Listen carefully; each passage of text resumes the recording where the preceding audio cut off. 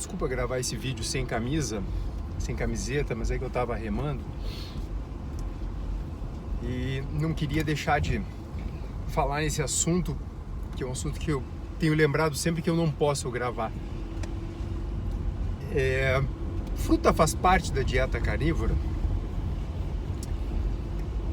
Isso depende como você enquadrar a dieta carnívora. O que eu quero dizer com isso é: o ser humano, muito provavelmente, ou talvez certamente, é um carnívoro facultativo. O que é isso? É um animal principalmente carnívoro,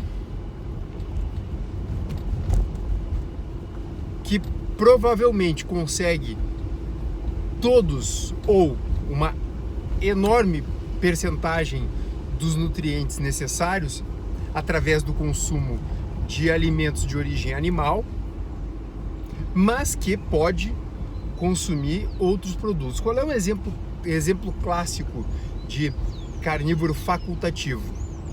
O cachorro. E o que é um carnívoro obrigatório? Obrigatório é aquele que só pode comer alimentos de origem animal. Exemplo, gato. Por que, na minha opinião, fruta é um alimento que faz parte da dieta carnívora? Qual é a moral do ser humano ser um onívoro? A moral é, em momentos em que a disponibilidade de produtos de origem animal é escassa ou inexistente, você pode se manter, você pode sobreviver às custas de outros alimentos. Ponto. Por que é que surgiu esse movimento atual do carnivorismo? Na verdade, a premissa básica do carnivorismo é a presença de antinutrientes nos alimentos de origem vegetal. Os alimentos de origem vegetal, sim, têm nutrientes que são importantes para o ser humano, mas juntamente tem substâncias que têm um papel de defesa do vegetal contra predadores, nos quais se inclui o ser humano. E esses produtos, que servem como defesa dos vegetais, eles podem causar danos no ser humano. O que varia muito é a suscetibilidade de ser humano para ser humano. Aí que entra a variabilidade entre as pessoas. Nenhum ser humano é igual. Realmente não é igual. Mas assim, quanto por cento nós somos diferentes uns dos outros? Eu não sei precisar, mas vou chutar algo em torno de... as nossas diferenças estão em torno de, 5%. A grande parte nós somos iguais. Então, por exemplo, você tem exemplos de antinutrientes presentes nos vegetais, oxalatos presentes no espinafre, rúcula, enfim, em folhas verdes escuras principalmente, até mesmo nas castanhas, se eu não estou enganado, esses oxalatos estão presentes. As lectinas, que estão presentes também em nozes, cereais, etc. Dentre os alimentos do reino vegetal, as frutas são aqueles alimentos que contêm menos antinutrientes. Onde que as frutas armazenam esses antinutrientes? Onde elas expressam, aliás, esses antinutrientes? Basicamente nas sementes e na casca. Se você tirar a casca e a semente, a polpa da fruta, a carne da fruta, praticamente é uma região onde você praticamente não encontra antinutriente na fruta. E qual é o papel da fruta na nossa alimentação? Veja, a fruta, além de minerais, vitaminas, etc., ela, logicamente, todo mundo sabe que ela contém uma grande concentração de açúcar, de açúcares. Todo mundo sabe também, muita gente, muita gente sabe que os açúcares, quando ingeridos, eles estimulam o sistema dopaminérgico do ser humano, que é o sistema de motivação.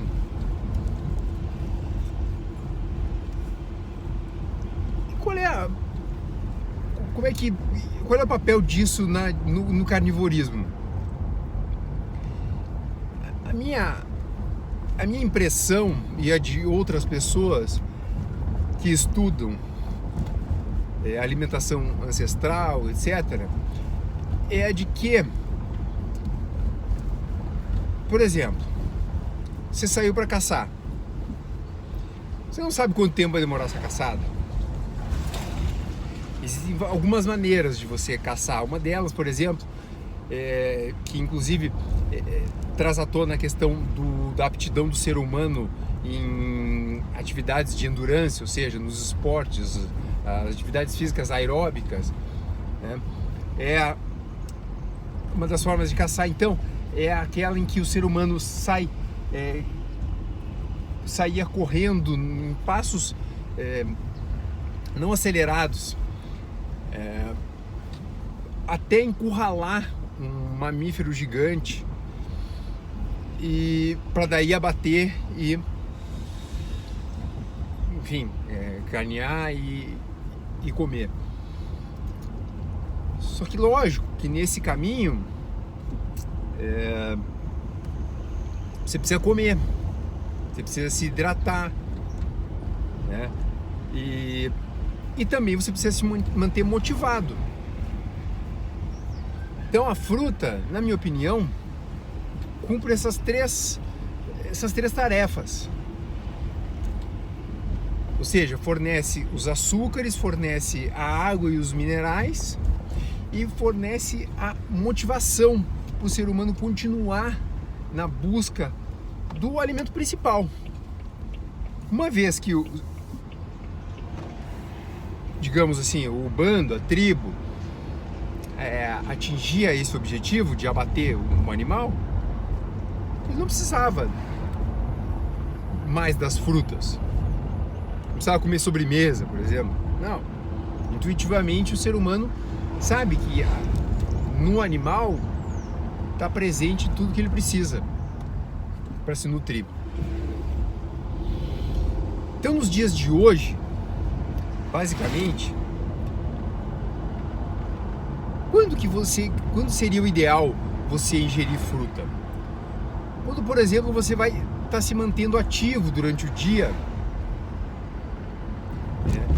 ativo fisicamente, não mentalmente. Fisicamente e mentalmente, beleza, mas só mentalmente.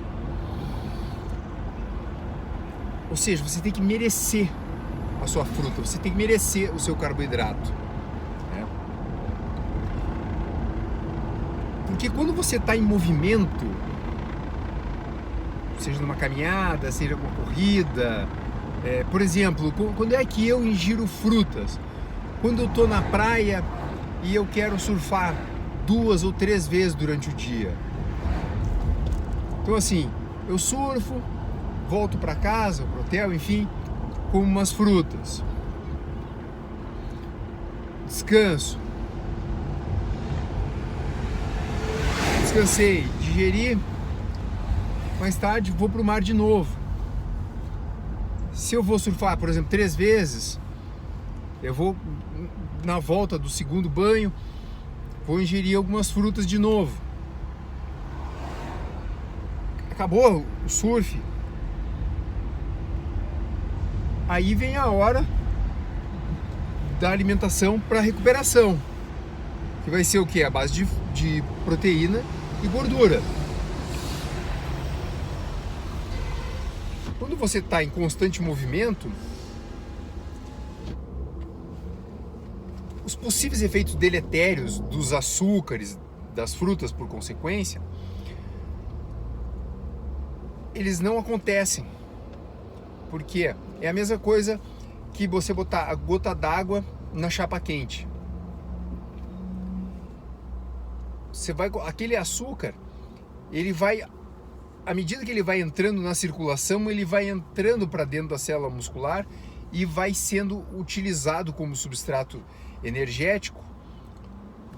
Logicamente que o cérebro também, até porque toda atividade física, ela é uma atividade cerebral também, né?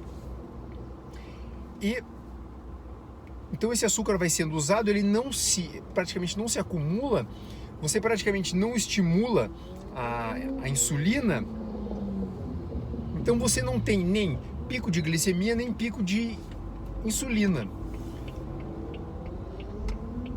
Então você só tem, digamos assim, o lado bom do carboidrato. Agora, por mais que você esteja engajado numa atividade cognitiva, por exemplo, você está trabalhando no escritório, sentado no computador, você vai se manter à base de fruta, infelizmente, vai ter pico de glicemia, pico de insulina, você vai ter quando tiver o pico de insulina, logo em seguida você vai ter uma queda abrupta na glicemia, e aí você vai ter aquela cascata de eventos. Por exemplo, o seu corpo vai perceber isso como um estresse, você vai ter uma queda de energia, você vai ter a irritabilidade, você vai ter o tal do brain fog, você vai ter aquela queda de energia que acontece muitas vezes, por exemplo, depois do almoço. O problema não é o almoço, o problema é a composição do almoço à base de carboidratos na dieta padrão da gente hoje em dia, certo? Então, essa é a minha opinião. Por exemplo, vai fazer um hiking, vai fazer uma grande caminhada. O que levar? Fruta é um excelente alimento para você ingerir durante essa caminhada, certo? Porque hidrata e fornece combustível e minerais também. Vai ser importante também, por exemplo, o sal, né? Mas isso é um outro assunto que eu venho estudando, inclusive em mim mesmo, para poder falar para vocês. Então, resumo da ópera: assim como se movimentar no passado fazia parte da dieta carnívora para você adquirir o alimento, ingerir fruta muitas vezes também. Tem algumas outras nuancezinhas importantes. O papel, por exemplo, do sol no seu metabolismo, no metabolismo dos carboidratos, é extremamente importante. Só dar uma pincelada. Não é segredo para ninguém que os povos oriundos das regiões equatoriais costumam consumir uma quantidade maior de carboidratos, também na forma das frutas. E também não é segredo que nessas populações o carboidrato é provavelmente mais bem tolerado. Isso tem a ver com o sol, o efeito da luz solar no metabolismo. Não vitamina D, sol, ok? Esse é um assunto para um outro vídeo. Valeu!